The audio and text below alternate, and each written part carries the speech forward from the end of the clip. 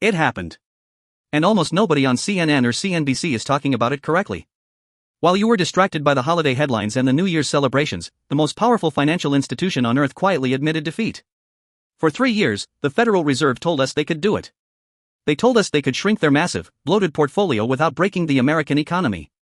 They told us they could pull trillions of dollars out of the system and everything would be fine. Well, as of last month, December 2025, that experiment is officially dead. The Fed has stopped shrinking its $6.5 trillion balance sheet. The quantitative tightening era, the era where they suck money out of your brokerage account, is over. But they didn't stop because they wanted to. They stopped because the plumbing of the global financial system started to crack. We are now staring down the barrel of a terrifying economic reality that economists are calling the balance sheet trilemma. It's a fancy academic term for a very ugly situation. The Fed is trapped. If they shrink the money supply, the banking system collapses. If they keep the money supply huge, they distort every price in the market, from your Nvidia shares to the cost of a starter home in Ohio. Today is January 16, 2026. And the rules of the game just changed. If you own stocks, if you own real estate, or if you simply hold US dollars, you need to understand why the Fed just blinked, and why this trilemma is about to determine the winners and losers of the next decade. Let's peel back the layers. To understand why your portfolio is currently at risk, we have to go down into the engine room. We need to look at the plumbing of Wall Street. I'm talking about the repo market. Now, don't click away. I know repo market sounds boring. But the repo market is a $12.6 trillion ocean of cash that keeps the lights on at JP Morgan, Goldman Sachs, and arguably, the United States government. Think of it like this: the repo market is the world's biggest pawnshop. Every night, banks and hedge funds need cash to settle their trades. They take safe assets like US Treasury bonds and they pawn them overnight to get cash. The next morning, they buy the bonds back with a tiny bit of interest. That's a repurchase agreement, or repo. For this system to work, there needs to be enough grease in the gears. That grease is bank reserves. When the Fed prints money, they are flooding the system with reserves. The gears turn smoothly. Everyone has cash. Stocks go up. When the Fed destroys money, which they have been trying to do since 2022, they are draining the oil out of the engine. Here is the mystery that caused the panic in December 2025. Nobody actually knows how much oil the engine needs before it seizes up. It's like driving your car and seeing the low oil light flicker. Do you have 100 miles left? Or 100 yards? Last month, we found out. We hit the limit. Short-term money market rates started spiking. Banks started hoarding cash. The stress signals were flashing red. The Fed realized that if they pulled even one more dollar out of the system, we could see a repeat of the 2019 repo crisis, or worse, a total freeze of the banking sector. So, they panicked. They stopped the drain. But here is the catch, and this is where it hits your wallet: by admitting they can't shrink the balance sheet any further, they have locked us into a new paradigm. A paradigm where the Fed is no longer the referee of the economy, but the biggest player on the field. To see where we're going in 2026, we have to look at the history of this addiction. Go back to 2008. The global financial crisis. Before that crash, the Fed's balance sheet was tiny, about $800 billion. That was it. That was all they needed to run the most powerful economy on earth. Then the crisis hit. The Fed printed trillions to buy bad assets and save the banks. By the time the dust settled, the balance sheet was massive. Then came 2020. The pandemic. The money printer went BRRR like never before. In just 2 years, the Fed's balance sheet exploded to a peak of $8.9 trillion in June 2022. They bought everything. Treasury bonds, mortgage-backed securities. They were buying so many mortgage bonds that they artificially forced housing interest rates to 2.5%. They created the housing bubble that is currently making it impossible for Gen Z to buy a home. But in 2022, inflation roared back. The Fed realized they had overdosed the patient. They started quantitative tightening. They tried to sell off those assets. They tried to slim down. And for a while, it worked. They got the number down from nearly $9 trillion to about $6.5 trillion. That's where we are today. But $6.5 trillion is still 8 times larger than where we started in 2008. Why does this matter? Because of the new research paper released this past Wednesday by Fed economists Borju Duigenbump and Ari J. Khan. They've outlined a concept called the balance sheet trilemma.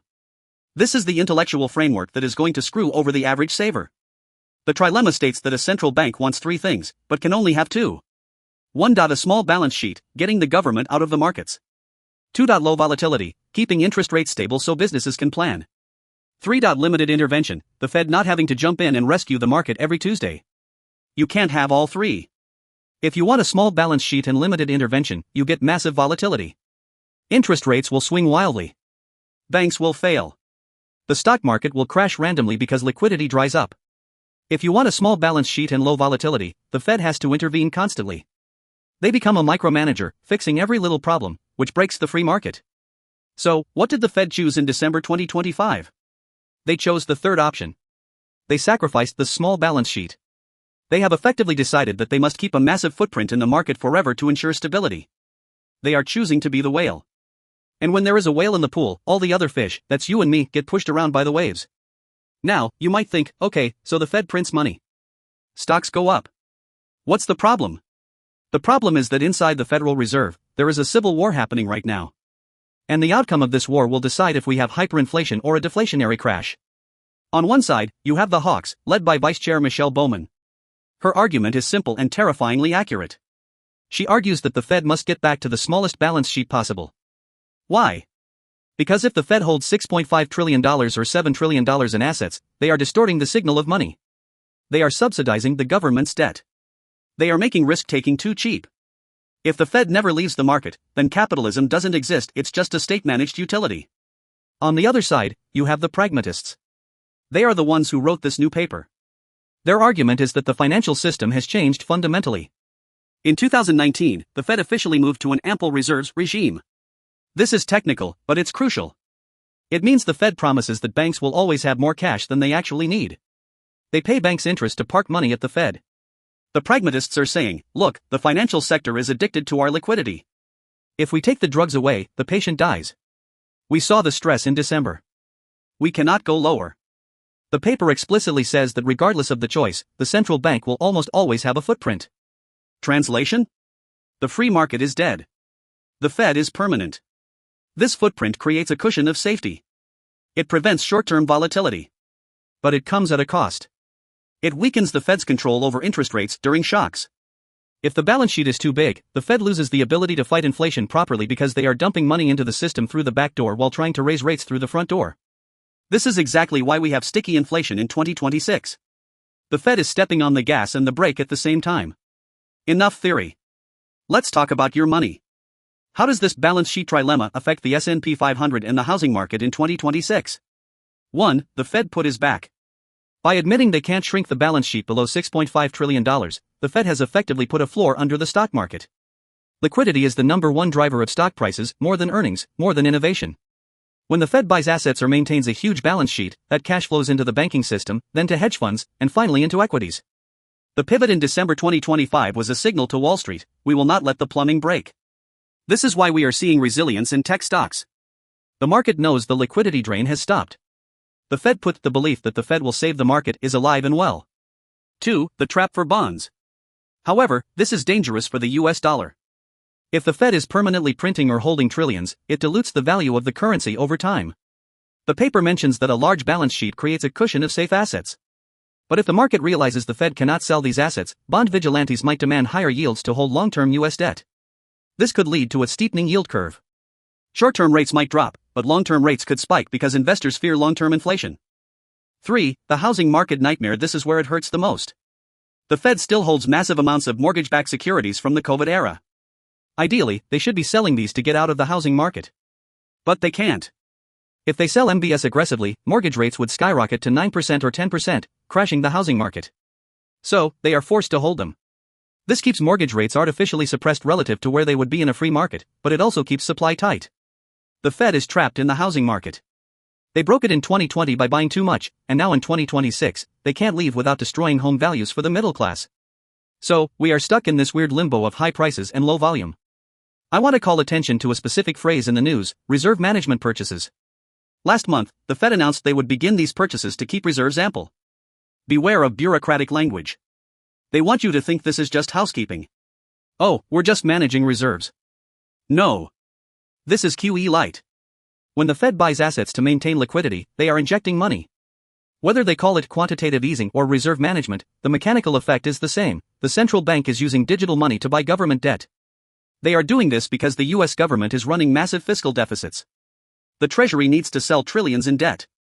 If the private sector won't buy it all, who is the buyer of last resort? The Fed.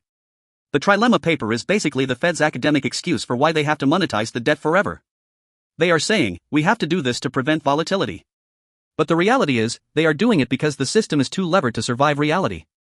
The authors wrote that operating with leaner reserves would force market participants to adjust to liquidity pressures.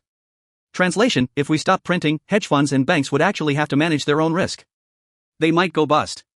And the Fed is terrified of letting that happen. So, we have socialized the risk. The balance sheet stays big. The banks stay safe. And you pay for it through the invisible tax of inflation and asset bubbles. So, looking ahead to the rest of 2026, what happens next? I see two scenarios. Scenario A, the Japanification. The Fed accepts the large balance sheet leg of the trilemma. They keep the portfolio around $6 to $6.5 trillion forever. They use reserve management purchases to slowly add liquidity whenever the market coughs. Result: the stock market grinds higher in nominal terms, but stays flat in real terms. Real estate remains unaffordable. Volatility low. The Fed smothers any panic. The danger: the US economy becomes zombie-like. Productivity slows down because bad companies aren't allowed to fail. We become Japan, stagnant, but stable, with a currency that slowly bleeds value. Scenario B, the policy error. Vice Chair Bowman and the hawks win the argument. They force a restart of QT later this year to fight stubborn inflation. They underestimate the financial sector's demand for reserves mentioned in the paper. Result: something breaks in the repo market, bigger than December 2025. A major hedge fund or a regional bank implodes due to a liquidity crunch.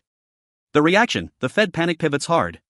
They slash rates to zero and restart full-blown QE. Market impact: a sharp crash followed by a vertical melt-up. Given the paper released this Wednesday, Scenario A is winning. The Fed economists are laying the intellectual groundwork to justify a permanently large balance sheet. They are telling us, we can't shrink anymore. It's too dangerous. The Fed says a large balance sheet acts as a cushion. But imagine you are walking on a tightrope. A cushion below you is nice. But what if the cushion is made of dynamite? That is the $6.5 trillion balance sheet. It is a massive pile of liquidity that can reignite inflation at any moment. For you, the investor, the lesson is clear: the era of tight money is over. The Fed tried to normalize, and they failed. They hit the wall in December 2025. This means cash is trash in the long run. If the Fed is going to maintain ample reserves, asset prices, stocks, gold, Bitcoin, real estate will likely be supported by the monetary plumbing. But you have to watch the repo rates. If you see stress there again, it means the Fed lost control. The balance sheet trilemma isn't just a theory. It's the admission that the free market is on life support, and the Fed is the only thing keeping the heart beating. Watch your portfolio. Watch the liquidity. And do not fight the Fed, especially when they just told you they're afraid to stop the printer. Thanks for watching. If you want to know which sectors benefit most from this ample reserves regime, check out the link in the description for my deep dive report. I'll see you in the next one.